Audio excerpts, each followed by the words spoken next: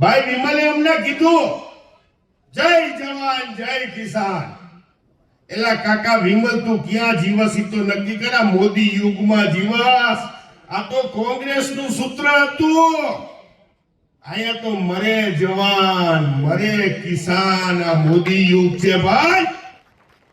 અહીંયા કિસાનના ભાવ નથી પૂછાતા. તમારે શું કામ રેલી કાઢવી પડે? શું કામ જન આક્રોશ આંદોલન કરવું પડે? કોઈ દી વિચાર્યું? તમે ખેડૂત મટી જાવ છો. તમે ખેડૂત રહ્યો તો કોઈના બાપની તાકાત નથી કે તમારો વાળ કોઈ ખેરવી શકે. વાહ, ચૂંટણી આવે એટલે હું પટેલ, હું ઠાકોર, હું ગોરી, હું રાજપૂત, હું આહિર, હું કારડિયો, આમાં બધાય રચાઈ જાય. એટલે આપણા પગ ઉપર કુવાડા મારી મારીને ખેડૂતની વાત કરે એવો એકે નેતા ગાંધીનગર જવા ન દીધો. એના આપણા હાલ છે મિત્રો, એટલે આપણા હાલ છે.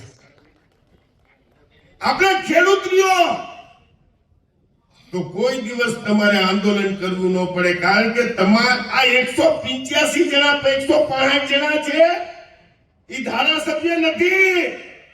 નરેન્દ્ર મોદી ને અમિત શાહ ના પ્યાદા કૈલાગરા પટ્ટાવાળા તમે ચૂંટીને મોકલો. તમે ધારાસભ્ય મોકલતા નથી.